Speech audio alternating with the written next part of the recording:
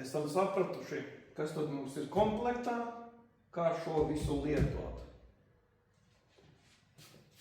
Mums ir pulējamā mašīnīte. Šāda.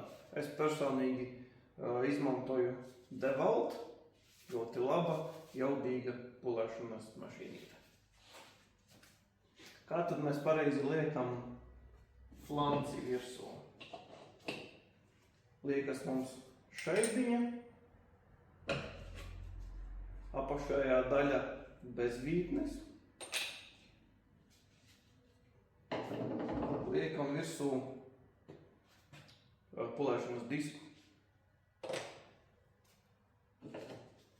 Un